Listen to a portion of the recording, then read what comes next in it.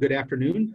My name is Charles Crumpley. I'm the editor and publisher of the San Fernando Valley Business Journal, and it is a pleasure to welcome you to the virtual Women's Council Awards.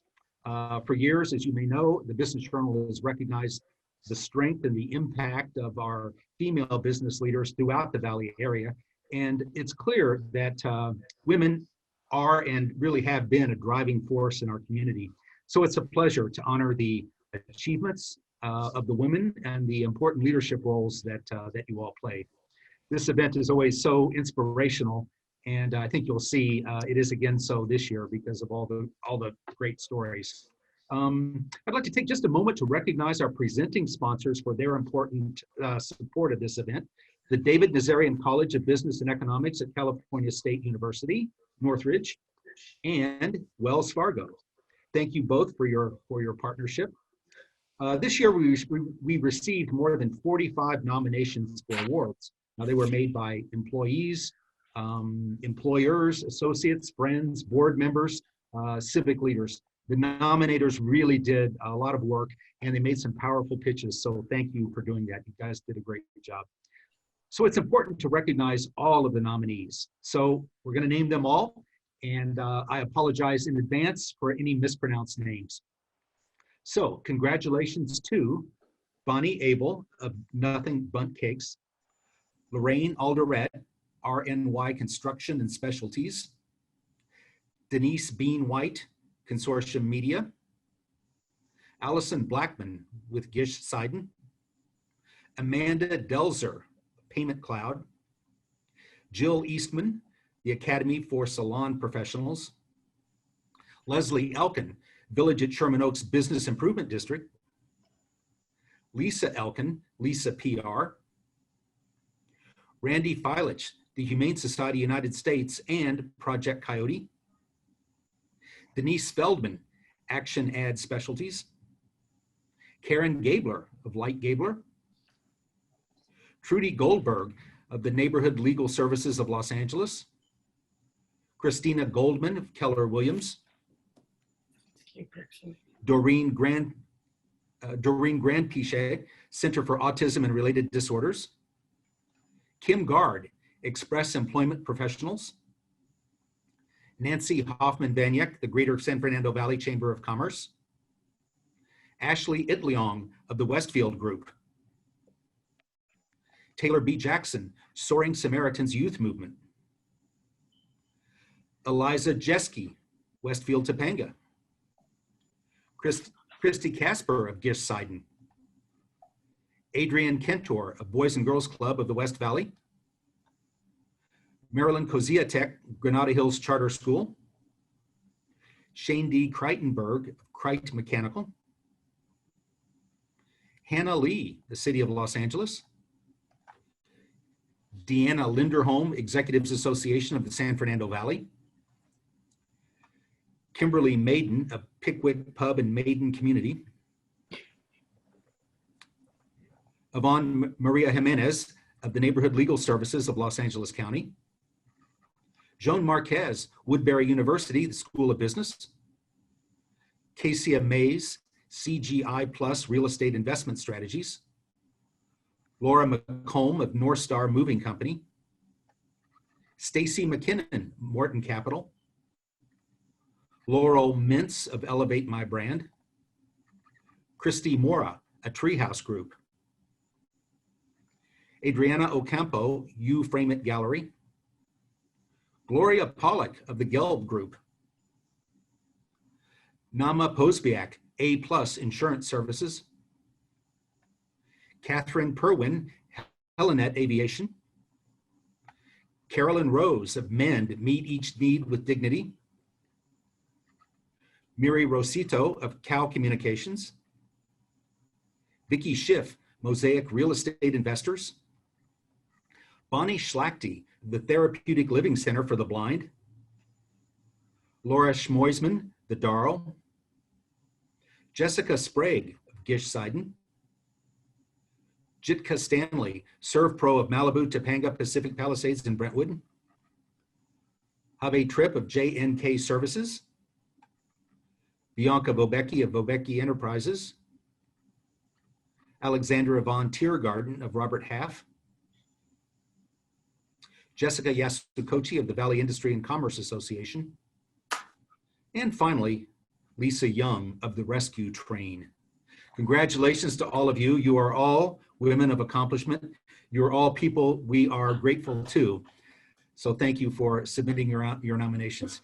You know, after carefully reviewing all of the nominations, the judges had really very difficult task of narrowing down this group to a single honoree in each of 7 categories. And here are the 7 categories. We have CEO of the Year, Executive of the Year, Volunteer of the Year. We have a Rising Star. We have a Nonprofit Leader of the Year. We have Business Owner of the Year, and we have the Lifetime Achievement Award. Now, in a few moments, we'll announce those 7 honorees who will be given an award. But before we do that, let's take a few moments and discuss the role of women in the workplace today. So our panelists are Veronica Omar, a local district manager with Wells Fargo Bank, and Joanne Silito, who holds a chair in entrepreneurship and is a professor of management at CSUN. And I'll introduce them both a little more fully in a few minutes. First, thank you both for presenting the 2021 Women's Council Awards. Thank you for your support. Thanks to your support, these awards are possible. So Veronica, why don't we start with you? And let's talk about the pandemic, because that's of course on everybody's mind, and it has been. We're 13 months in, hopefully coming to an end soon. What kinds of issues has the pandemic caused for women in the workplace? Yes, Charlie, hopefully this pandemic is coming to a close soon. The economic downturn of recent months has been noted as the first in history to affect women more than men, with Labor Department data indicating that more than 11 million women have lost their jobs since February of 2020. And another 2.6 million have left the workforce in that same period. But despite these alarming numbers, women have shown resiliency, according to a Wells Fargo study, which revealed that most women remain confident that they have been making the right financial decisions, which is incredible to hear. Women are feeling confident that they will be able to work through this disruptive change, lead their households, and ultimately do what's right for their family and everyone involved. Although the pandemic has caused numerous issues, Charlie, women are incredibly strong, adaptive, and resilient. And I think back and recall loved ones and family members and customers becoming teachers in 2020 when we don't have those credentials, but we made it work. I think of my neighbors and loved ones doing grocery shopping for high-risk individuals that they care about. They made it work along with everything else that they had to do every single day. So ultimately, we're making it work. And one word that comes to mind when I think of women is capability. They're capable of anything when they put their mind to it. Yeah, that's absolutely true. You know, and now that we're starting to return to the office, or at least we're starting to plan to return to the office, what kinds of issues loom large for women? You know, Charlie, as a working professional and a mother of 2, one of my biggest challenges has always been childcare and the flexibility.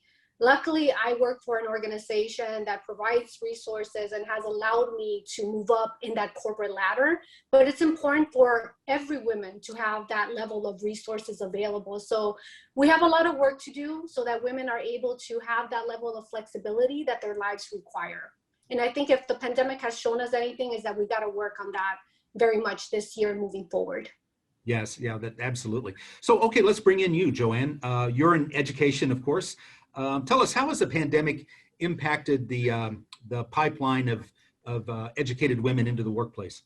Well, first, I want to emphasize the pandemic has been difficult for all students. An NIH study has shown that students have an increased amount of stress, anxiety, difficulty concentrating, increased depressive thoughts, and subsequent concerns for their academic performance. But the pandemic has been especially difficult for women students, especially those who are minority students and low income.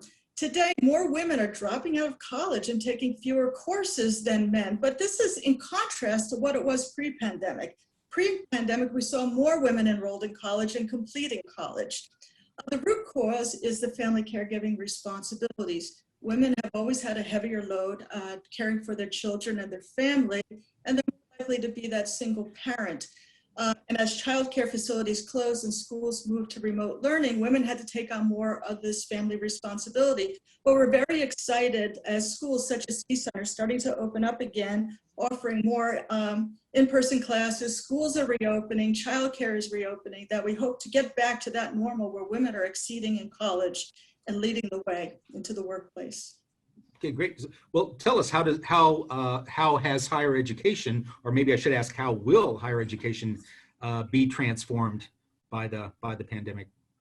Well, when the pandemic hit, it was crazy. It forced colleges and universities to quickly move into an online environment. As a result, we saw a proliferation of technologies that met the need of online education and greater training for educators to be as effective as possible. We're also seeing some schools reducing their tuition for online learning as well. This has resulted in an interesting outcome.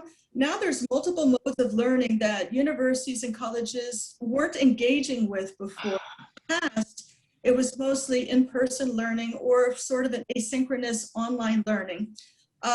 Now we're seeing in-person learning returning, but we're all seeing in-person live synchronous learning online.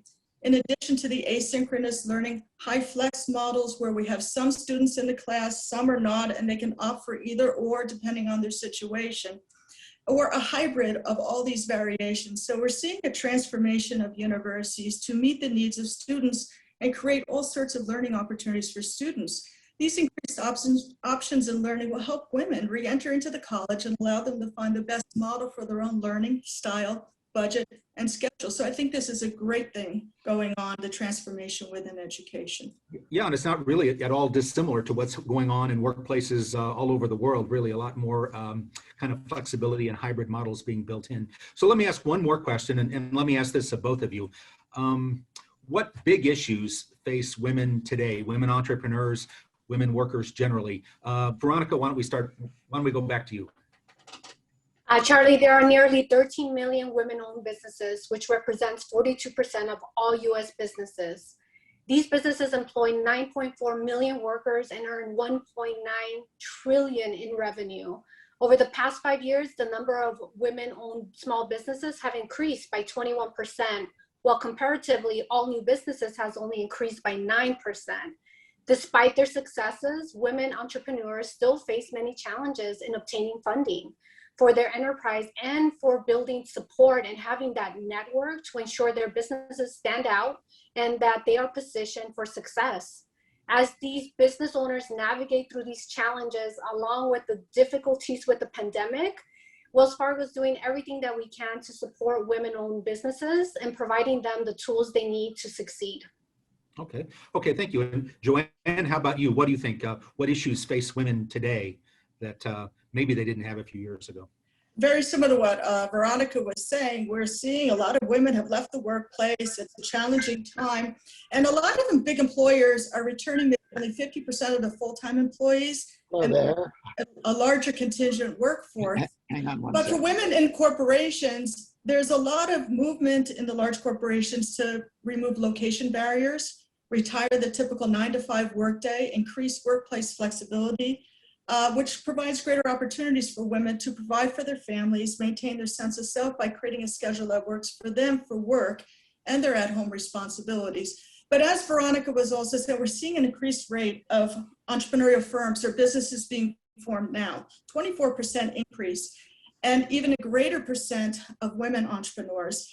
And if you look back to the 2008-2009 recession, women-owned businesses became a massive place where there was job creation and stabilization of the economy. So this uptick in business formation now is showing that women are going to be leading the way out of this pandemic in regard to entrepreneurship. As Veronica mentioned, there's still those challenges in regard to getting funding, pay equity, et cetera. We're still dealing with those, but it's still a great time for opportunity for women. Yeah, I think that's absolutely right. Absolutely right. And it's really great to hear. Listen, thank you both for your insights. Really appreciate it. It's really insightful and informative. So thank you for that. I appreciate it. Tell you what, let's get on with the awards right now. So Veronica and Joanne and I will announce the 7 honorees And if we call your name as a winner, you're welcome to speak for a minute or two if you'd like. It's not required, but you're certainly free to if you'd like. So with no further ado, why don't we get started? So I'm pleased to announce the first award of the day, and it is in the category of CEO. So it's our CEO of the year, and our honoree is Nancy Hoffman-Vaniak, the longtime chief executive of the Greater San Fernando Valley Chamber of Commerce. Now, Nancy last year received a diamond level designation as an accredited chamber executive, one of only 3 people to have that distinction. She's been with the chamber for 33 years, and she is active, and I mean truly active, on several boards and associations. But over the last year, her skill at uniting government, business, and community really came to the fore. She founded a nationwide organization called the Save Small Business Coalition, had the goal of finding money for businesses that were struggling because of the lockdowns. Now that coalition now has more than 200 chambers and business organizations as members. They're in 28 states. And among their victories in the last stimulus package, they were helpful in pushing the workforce development programs, an extended and enhanced paycheck protection program, and they found some additional state and local funding for businesses. Now, and she's also launched in that time, or maybe recently, 2 other organizations to help businesses recover. I could go on, but Nancy is a woman who's fighting for businesses. Nancy, congratulations. And would you like to say anything? Sure, I'll say something. Well, I knew you would. would. Of course I would. Well, I never thought the pandemic could bring out such wonderful things. I knew at the very beginning that we had a lot of hope and optimism, and we were going to come out of this and see a lot of creative things ahead. I didn't know that I was going to be spearheading so many. And it's been tiring and exhausting, but it's been wonderful. And I really want to thank the Business Journal for recognizing me, because it's not just an award for me, it's an award for all businesses. All the work I've done is to enhance our business community. And I want to thank also my past board chair, Cindy Keitel, and one of my best friends, Sabrina Anderson, because they both nominated me, and that was such an honor in itself. I just want to say this really quickly. I think it was 30 years ago, I was a young chamber. I wasn't even the exec then, I was the communications manager, and Bonnie Herman used to run VICA. And she won this award from the Business Journal. I'm going to cry. And I remember I worked with Bonnie. I was young, like I said, young exec, and she was so formidable. And I always thought, I really wanted to have her chutzpah. I wanted to be able to go fight for business and do all the wonderful things she did. And I actually talked to her just a few weeks ago, and I was telling her that. And I never expected to see my name here, where I used to admire Bonnie so much. And so I want to dedicate my award today to Bonnie Herman. And there's my tears. So thank you to everyone else. Thank you. I know my staff's on here, Fumi, and some of my board members. So thank you all for allowing me to be creative and just coming up with ideas to help our business community. Thank you very much. Thank you, Nancy. We're very grateful to you. We've always been grateful to you, but never more than in the past year. So congratulations. You really deserve this. Really? And we're very grateful to you. And by the way, we're going to send you and all of the honorees an award in the mail. It's an acrylic keepsake. It's kind of a paperweight, but it's good for your desk or for your bookcase that of course has your name and the award on it. Because of the pandemic, we don't have them ready just now, but we'll get those to you in maybe about 2 weeks. We have virtual paperweight because we have way less paper than we used to. That's true.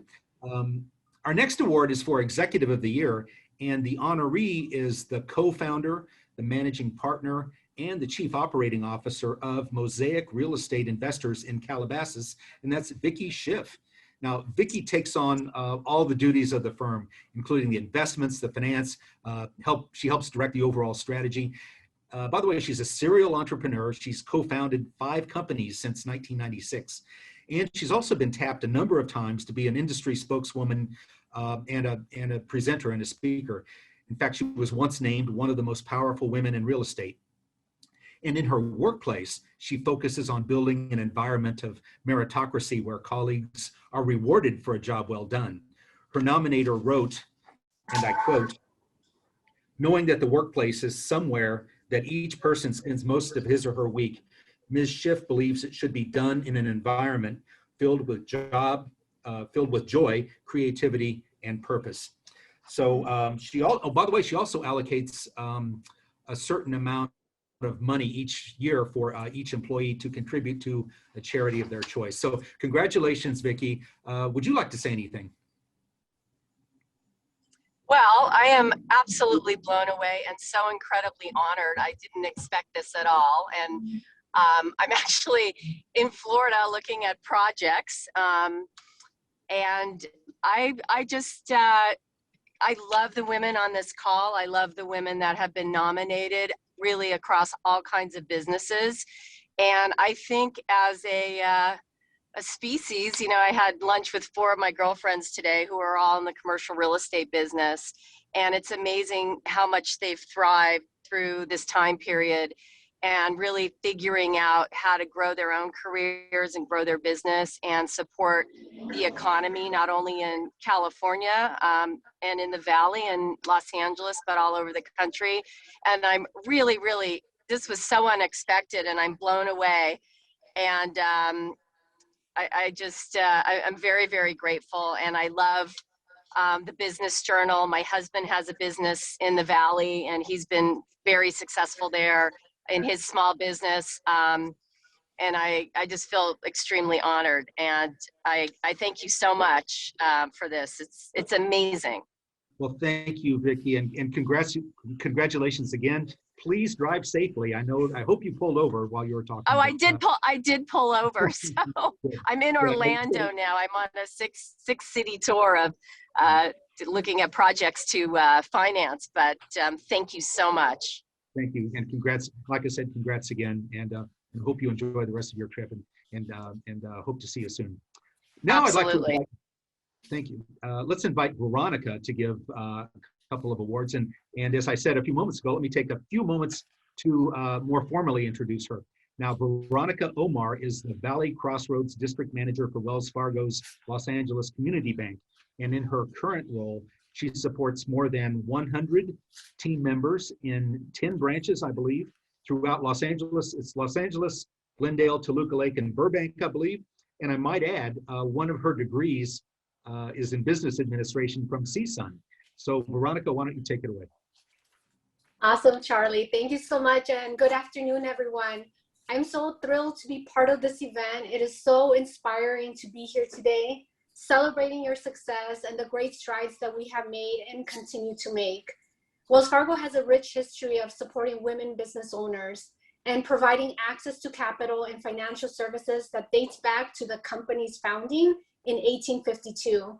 We have loaned billions of dollars to women-owned businesses across the country. We know the important role women-owned businesses play in our local communities and our economy. Hence, we are proud to work with organizations that are focused on the education, the growth, and the advancement of women business owners. Therefore, on behalf of Wells Fargo and thousands of employees in the San Fernando Valley, we're committed to women-owned businesses and the strong business community here in this great region. So thank you for your time. And now back to the festivities. Our next award is for Volunteer of the Year. And our honoree in that category is Adrienne Cantor. Adrienne has volunteered full-time for 13 years at the Boys and Girls Club of the West Valley as a mentor. Helping disadvantaged youth get into college is her passion. She started as a homework helper, then decided she should employ her academic skills since she holds MBA and JD degrees. Therefore, Adrienne got a college counseling certificate from a UCLA extension course. She now works every weekday afternoon with young people, many of them from households where English may not be the first language. She has developed specialties in SAT presentation, essay writing, financial aid, and scholarships. She helped the club's students win more than $165,000 in scholarships in the 2019-2020 school year alone. Her nominator wrote, and I quote, "Adrienne loves helping students learn how to tell their amazing stories, stories which have helped them not only complete successful college applications, but more importantly, have also helped them gain confidence and appreciate how interesting and unique they are." For her very important work, Adrian Kenter gets our Volunteer of the Year award. Congratulations, Adrian. Would you like to say a couple of words? Sure, I'm overwhelmed. I'm used to speaking in front of students, so it is an honor to speak in front of all of you. Thank you so much for recognizing me for doing work that I truly love. And thank you so much to Marty. Marty is incredible for nominating me and for always supporting me and the entire high school program at the Boys and Girls Club. What I want all of you to know is how lucky I feel and how lucky I am. I'm lucky to do work that I love for an organization whose mission I believe in. I'm lucky to work with colleagues who are kind and talented and dedicated to the students we serve. But most importantly, I'm lucky to work with the outstanding students, students who trust me to help them tell their stories and who trust me to help them realize their hopes and dreams. They inspire me every day, and it's a genuine honor to work with them and play even a small role in guiding them along their journeys. The students may consider me their mentor or teacher, but they are the ones who teach me the most important lessons in life. I may teach them how to properly punctuate a sentence or how to structure a college essay, but they teach me about character. So many of our students have overcome daunting challenges, yet they are kind, compassionate, and optimistic about their futures. They are the ones who give me so much hope for the future of our community. When you recognize me, you're recognizing the important work of the Boys and Girls Club, the dedication and skill of the high school team, who I am in awe of, who are also mostly young people, and most importantly, the incredible students of Cleveland, Chatsworth, and Canoga Park High Schools who form the students we serve at the Boys and Girls Club. So thank you all so much. I'm just overwhelmed. Thank you. Congratulations once again, Adrian. So inspiring. The next award is for Rising Star, and we are giving this award to Ashley Itliong. Ashley is a Valley native and is a business management graduate of FITM, the Fashion Institute of Design and Merchandising in Los Angeles.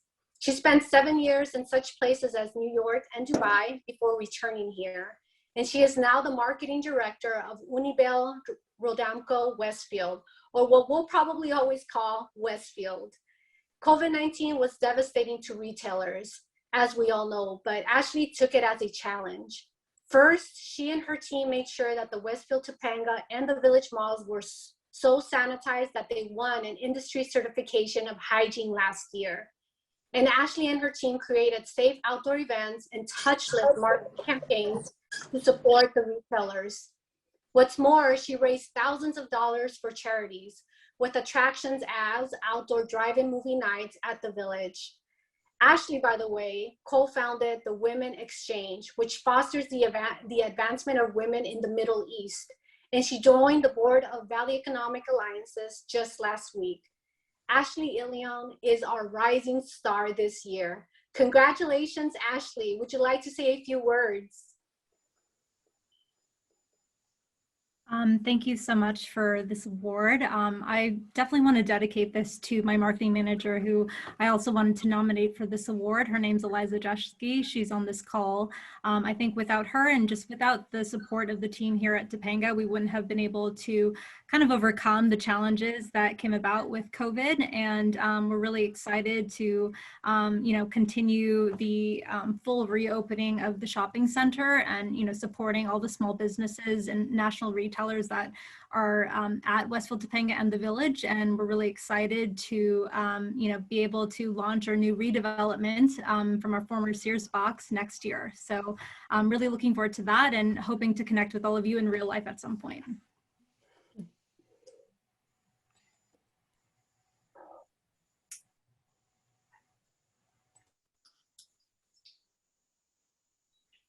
Charlie, you're muted.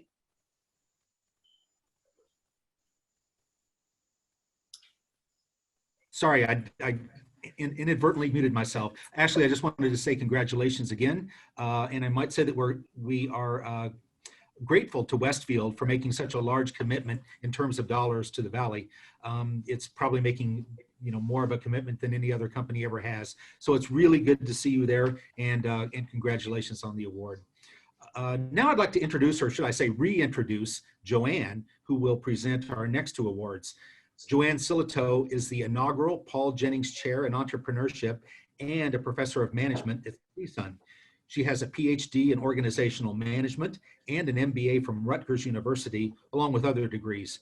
She's the 2015-2016 Fulbright CSIP Distinguished Lecturer to the Philippines and the 2018-2019 Fulbright Senior Scholar to Spain.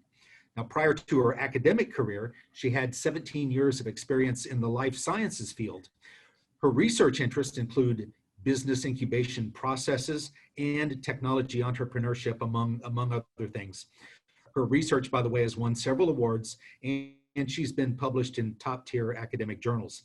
Now, she'll present our next two awards. So, Joanne, take it away. Thank you, Charlie. I'm just so thrilled to be here. Hearing the stories, I'm so inspired. This is such a prestigious and accomplished group of women. So thank you for letting me be a part of this. As a representative of the David Nazarian College of Business Economics, I want to say that we're very proud to be a sponsor of the San Fernando Valley Business Journal Women's Council Awards and recognize our local women leaders.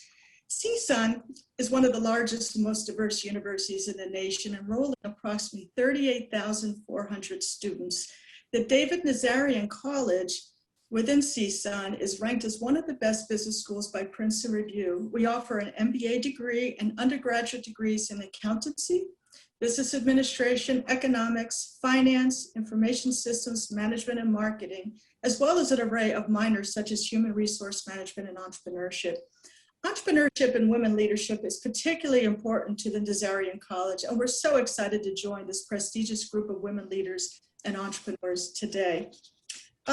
So let's get back to the awards.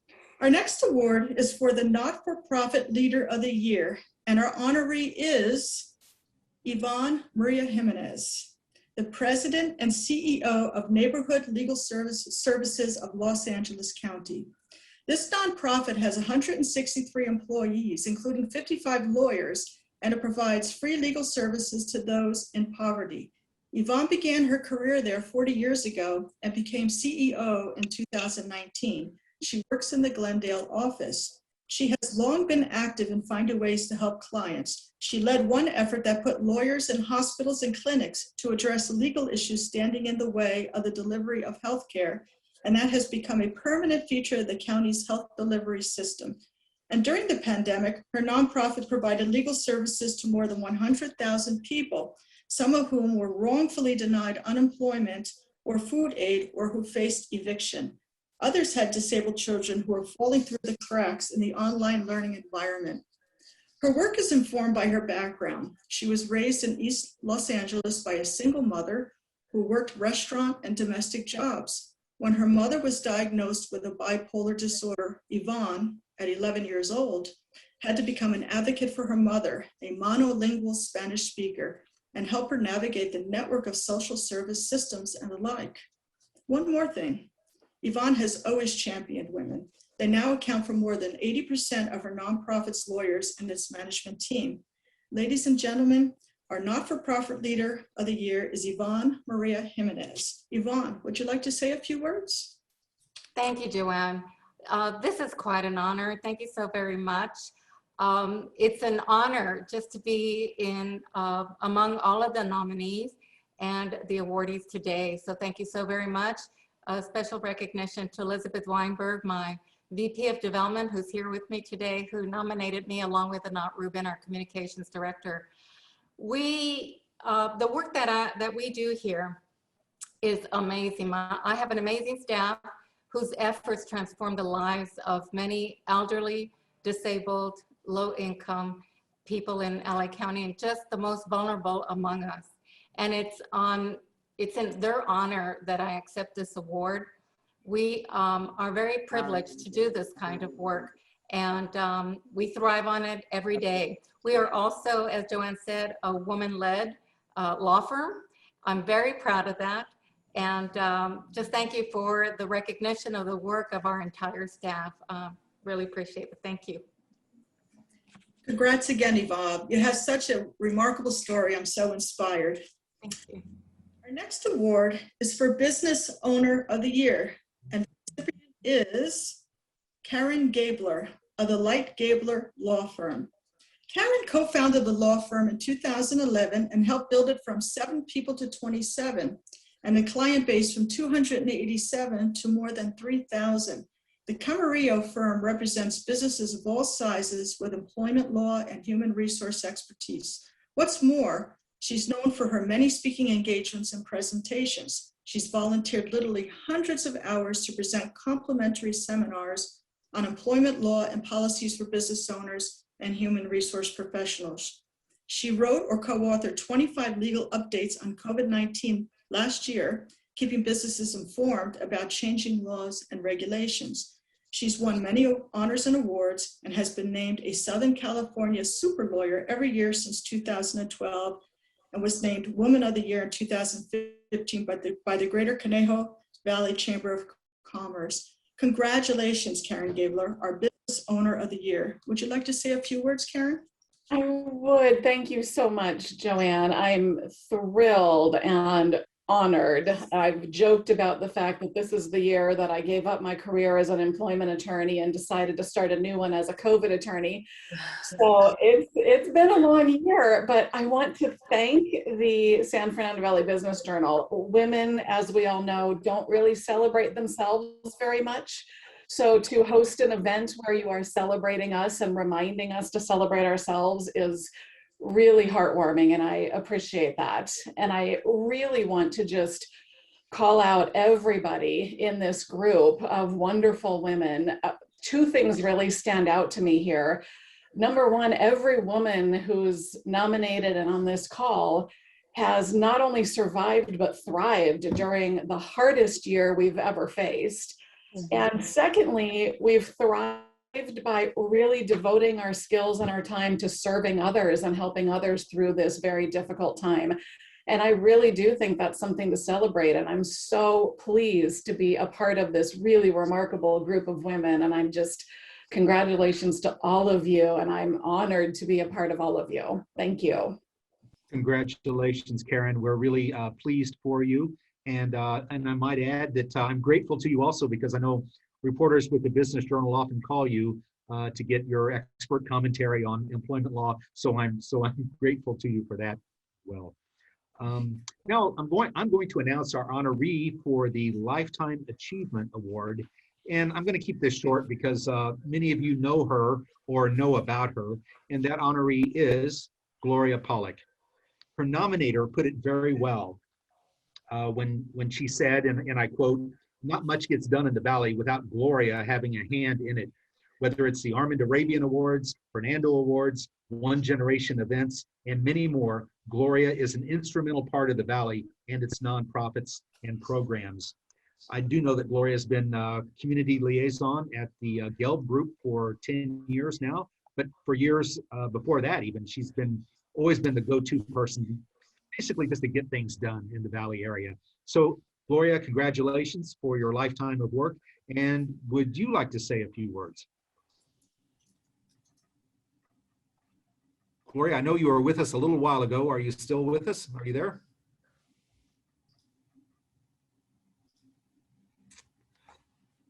Well, anyway, Gloria, congratulations to you. You so deserve this. We'll be sure to get you your award.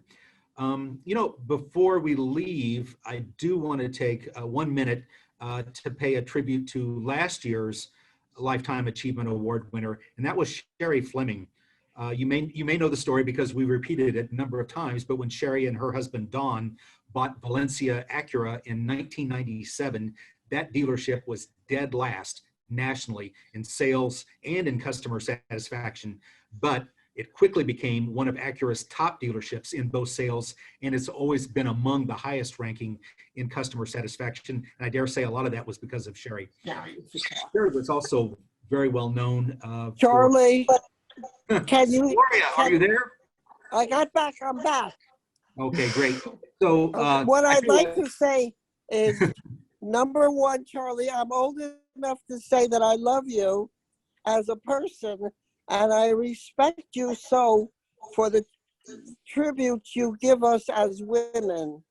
I'm glad, and I'm so happy to have won. I'm so surprised because this year has been a year where we really haven't been able to do that much. But I've been very lucky because both Robbie and Ricky Gelb have allowed me to work from home. And I have a colleague in the office that works with me so that every day I'm doing what I call work. And that is, I'm working on scholarships for students in the Valley. We're giving every year 100 $1,000 scholarships. And what's happened this year is I'm able to be at home, pick up the phone, and talk to all these youngsters. Now, you'd think with all this not being in school that they couldn't get in their applications, but most of my people here, they're the first people to graduate to high school from their family, and every dollar makes a difference to them. And their teachers have made sure to give them letters of recommendation. And so many of these youngsters who I get to talk with, they're nice kids. I wish because of the way everything was, I could have invited them to my home to talk in person, but talking on the phone was good. But these kids, they value education, they value their family, and they're so appreciative. And I don't know if we're going to be able to or not, but I have to meet the Westfield person who won, because I need to get the community center so that I can have an event where I can have all these kids come and give them the scholarships in person, because that makes a big difference to all of us. So Charlie, I think since you came along and took over the Journal, it's become a wonderful, wonderful magazine, newspaper, and you do a wonderful job. And I'm really glad to know you as a friend, and I can't say more. If I were to give a suggestion, though, I say all of these women that we've listened to today and you've gotten, that I wish once a month we could all go and have lunch together and start knowing each other, because you've put together a mighty good group. So thank you very much. And thank you, Kathleen, for being there to help me. And I'm very proud of all the people who have been able to take the time and work on the different charity things. The best things that we've done lately is working with the little houses in North Hollywood for the homeless. And I hope that we get a real good start in helping out. So thank you, everyone. And Charlie, you're the best. Well, thank you, Gloria. You know, when you, the word amazing is overused a lot, but when I think of that word, your name is right next to it. It's on the same neuron in my brain. You are an amazing person. What you've done over the years is really, is truly awe-inspiring. And you've, as your nominator, Kathleen Serling said, nothing gets done here. Well, I shouldn't say nothing, but a lot of things get done here because of you and because of what you do. So we're very grateful to you. And I think everybody can see now why you are maybe the most popular person on high school campuses all across the Valley area, because you're the one doling out all the scholarships to those deserving kids. So congrats again to you, Gloria, and really glad to have you here, and glad you were able to join us too. All right, I'll leave you with this. There are an awful lot of good people that I work with, and I can't begin to tell you that I think the Valley has a lot of wonderful women, and I can't say otherwise. We have some wonderful men who are volunteering also. So I think when we call us the Valley of Volunteers, I think we deserve that. I think that's absolutely true. So thank you again, Gloria. Congratulations. And I love you too. So, and hope to see you in person soon. Okay. So thanks again. That's really inspirational. You know, a few moments ago, I was talking about Sherry Fleming, and I just wanted to conclude with that. I was talking about how she and her husband had taken over the dealership in Valencia, and how they went from worst to first in just a few years. She was always involved. Sherry Fleming was always involved in civic affairs. I love this story. She always wanted to help women and girls, so she went to her local Seroptimist chapter in Santa Clarita, in the Santa Clarita Valley. And in just a couple of years, or maybe 3 years, she became the president of the Western Hemisphere for Seroptimist. I mean, that's what kind of a woman Sherry Fleming was. She was also involved in a lot of local charities as well, particularly for the Henry Mayo Newhall hospitals and for several other charities. The reason I'm bringing this up is that not long after we gave her the award last year, tragically, she suffered a brain aneurysm and passed on. But we're all very grateful to her for the leadership that she showed and for the significant involvement in the community throughout the years. And beyond all that, it's difficult for me to say. She was just a lovely person. So if you go to sherryfleming.com, that's Sherry with an I, sherryfleming.com, and it will point you to the Sherry Fleming Legacy Fund. I and had her and on my list to contact. All donations will directly contribute to Stewardships. our Optimist mission of helping women and girls around the world live their dreams, helping women and girls around the world live their dreams. So if you'd like to help even a little, that's sherryfleming.com. Well, you know, that concludes our event for 2021. I'd like to thank our sponsors one more time for their ongoing partnership and their support. That's Wells Fargo and the David Nazarian School at CSUN. Thank you again, Veronica Omar and Joanne Silito. Really grateful for your help. And again, I want to thank all of the nominators. They really did invest a lot of time and brain power in their nominations. And congrats to all of the nominees. Honestly, each one of them, and I mean this sincerely, each one of them deserves an award. It's a really powerful group. Finally, a reminder that you can read more all about today's honorees in the May 10th edition of the San Fernando Valley Business Journal. So I hope you're sure to pick that up. And you know, it's our honor every year to host such an inspirational event to celebrate the outstanding women throughout the Valley and for their achievements and for what they do. So thank you all for joining us today. We look forward to hosting you again next year. And as we've mentioned, let's hope that we can meet in person this time. And tell you what, we're going to leave the link open for a few minutes. So if you want to talk amongst yourselves, please do. I'm going to bow out so that you can talk freely. And thank you for attending today's event. And ladies, we need you. Thank you for what you do for our Valley communities, and hope to see you next year. Thanks again, and congrats to the honorees. Charlie? Thank you, Charlie. Thank you. This is the sound of virtual applause. Thank you. On behalf of all of the men who are watching today and all of the men in the San Fernando Valley, we want to congratulate all of you women too. We really know that you women are the power, whether in front of the throne or behind the throne. Thank you. Thanks, Marty.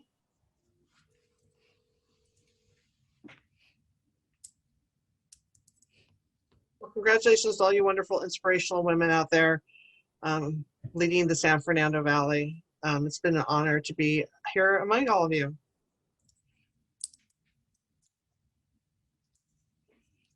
Thank you all for all you do,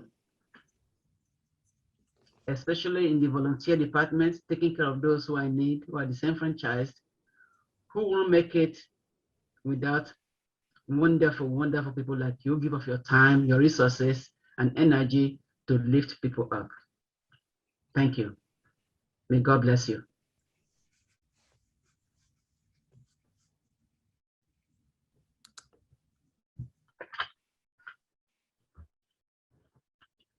Have a great day, everyone. Bye.